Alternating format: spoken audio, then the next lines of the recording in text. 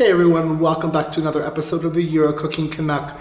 On today's segment of Memories of Macedonia, I'm going to be showing you something that's not only very popular in Macedonia, but the world over. We're going to be making sarma. Now what's sarma, you ask? It's just simply cabbage rolls. And who doesn't love a good cabbage roll? Now our cabbage rolls are a little bit different than what you might be used to. We use a pickled or a brined cabbage leaf. Trust me, it really adds an awesome flavor to these cabbage rolls.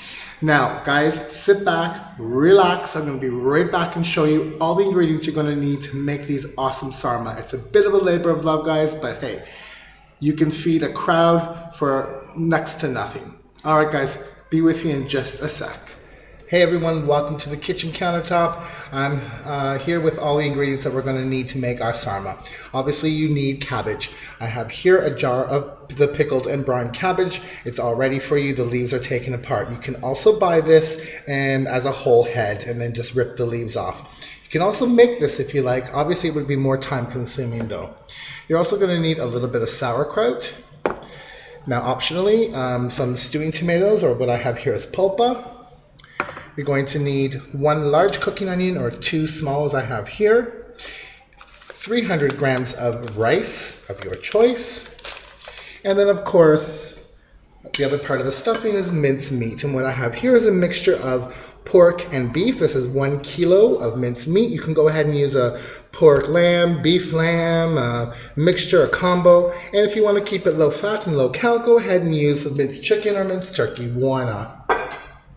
As far as our spices go, guys, a little bit of salt, pepper, vegeta, paprika, chili flakes, chili powder, dried parsley, and some dried onion granules in here.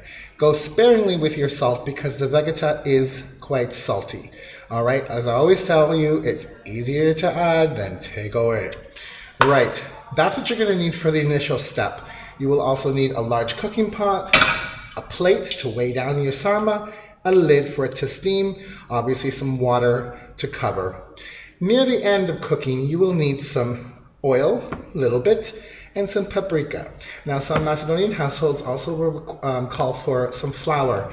I don't use flour, I admit it, I don't think it's necessary. So I'll get to that when we get to that point. Guys, this is all you need to make our sarma. I'll be right back and show you what I do. Hi guys, I'm back real quick. Now I'm sauteing my onions, just a little bit of olive oil, and actually I'm just going to take that off the flame for just a moment while I speak to you about the next step. What I've gone ahead and done is I've spiced up my beef and pork mixture, which I'm going to put in the pan, but I'm not going to cook all the way through. I am going to just brown it lightly and then take it off the heat. While I'm doing that, my rice is cooking. Yes, cooking.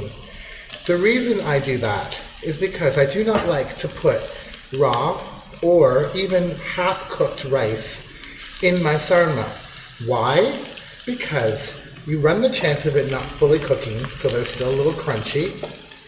And also, the rice swells. So if you overestimate and put too much rice in there, it's gonna ruin the sarma. You may have them split open. It just may be a big ricey, goopy mess. So what I like to do is I like to mix my cooked rice in with my mixture. All right, and then that way you can control the rice too. You can put a little bit at a time as you need, and then that way you know you're not going to have just a cabbage roll full of rice basically.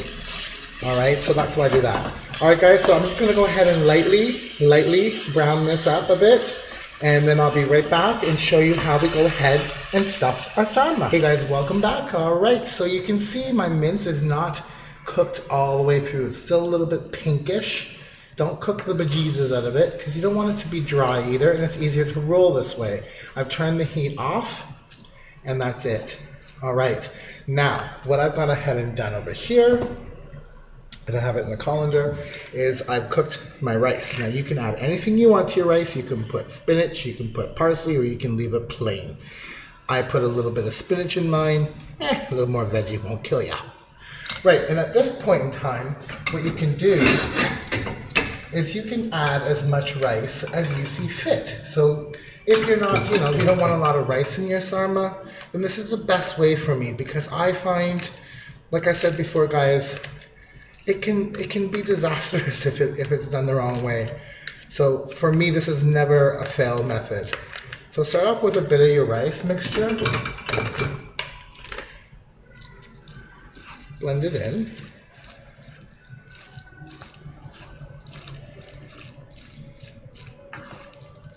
And if there's any of this left over, guys, pop it. If you don't use the whole mixture, pop it into the freezer. It will freeze well, and you can stuff more in the future, or you can stuff peppers. It's up to you. Right, so that's looking good. You can see what I mean about the rice to meat ratio now. Because I've made this before, and it's just been too ricey and goopy, or sometimes the rice is still hard. And I hate that, biting into hard rice, yuck. So I'm gonna add just a little bit more. I think I made a little bit too much more than I need, but we'll see how it goes. This is the great thing about this. And you can always have the rice with another meal if you like. Don't waste it. Waste not, want not. So you're just gonna keep doing this, guys, until you get the right combo for you. It's all about you. It's your kitchen, your flavors. I'm just giving you the elements and what to put in it. It's up to you. All right, so I'm just going to continue mixing this up. This is looking great as it is, and then we'll be right back and show you how we stuff our sarma. All right, guys, it's time to rock and roll. Well, cabbage and roll anyways. Right, so what I have here is one of our cabbage leaves. There's a little tear, don't worry about it. It's going to be wrapped up nice and tight. Now, as I said, these are pickled and brined. They have a lovely smell. They smell kind of like sauerkraut. So what you're going to go ahead and do then is now get some of your mixture. And you're going to add your mixture as you see fit. Don't overpack it, but you don't want to underpack it. Put as much mixture as you feel that the cabbage roll can hold. That looks pretty good to me. Maybe a little bit more. There we go. Right, so I'm doing this forward towards me. However, you would do this the other way. So you're gonna roll the first part of the cabbage roll, then close this flap. Okay, so you want to close this flap, and then you're going to close this flap. They don't have to be perfect, and then as tightly as you can, but don't go too tight because you don't want to rip it. You're going to continue to roll until your cabbage roll is done. So let's set that one aside. Let's go ahead and make one more. They're tightly packed in here. All right. So just gently unroll your cabbage roll. Now this time I'm going to do it the other way, where your point of view. Okay, so I'm going to start from this end. And this leaf is quite large, so I can get probably a good amount of filling. So go ahead with your filling again. And it's nice and moist, the filling. All right. So get your filling in there. And that looks good. Again. So you're gonna stem side, roll over. And actually this one can probably stand to be packed a little bit more. This is quite a large leaf. That looks better. All right, we'll do this again. Okay, pull it in. If you want, you can cut these hard stems. So fold over. It's like a package, a parcel. Fold over, and then roll.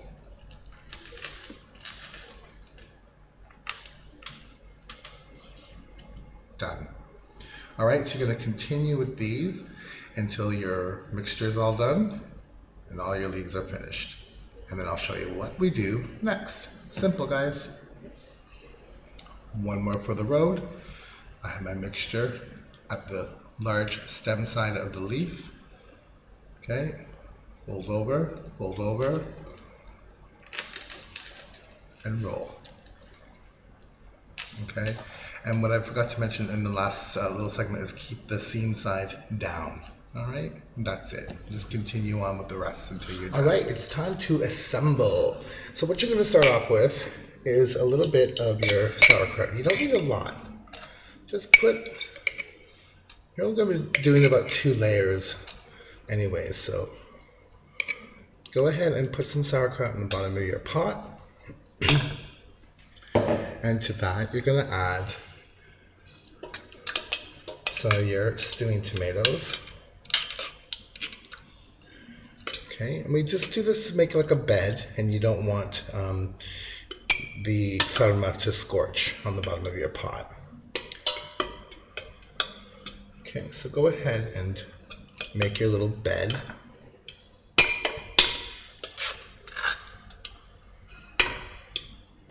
Right.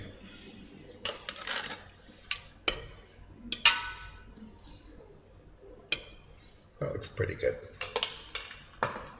The next thing you're going to do, obviously, is lay your sarma in. Okay, now they should be pretty much tightly packed so they don't unroll. Seam side down.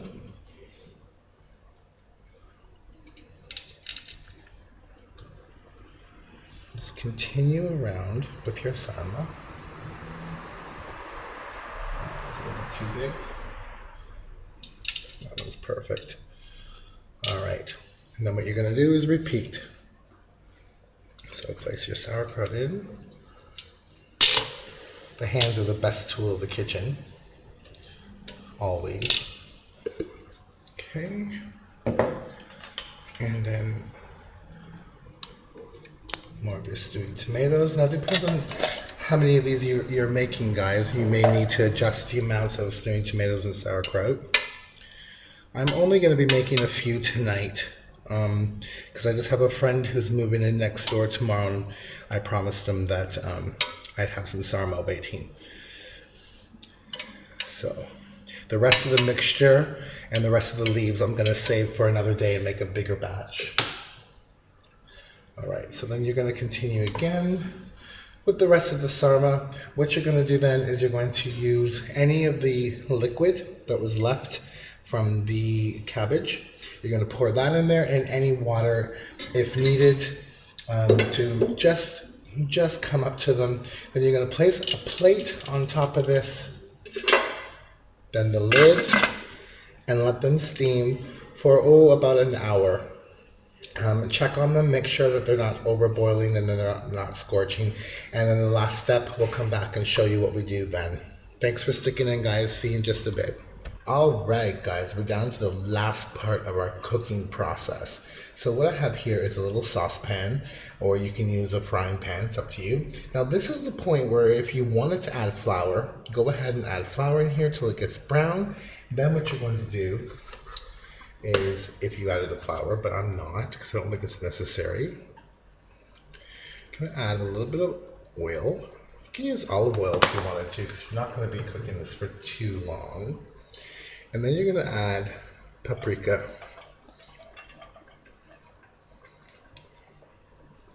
Alright, not too crazy, but enough. And let me just turn this up a bit.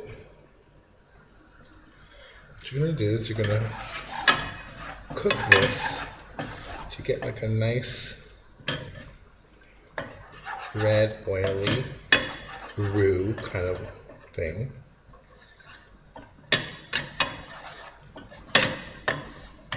And guys, my sarma is pretty much cooked. I took the weights off. I had the plate on top, and then on top of the plate, I put a weight. I just used a little heavy ceramic bowl that I have. Alright, so this has come to a boil very quickly.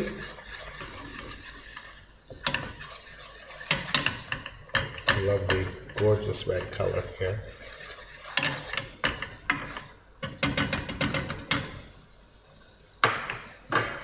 Okay, just going to set this aside for a moment.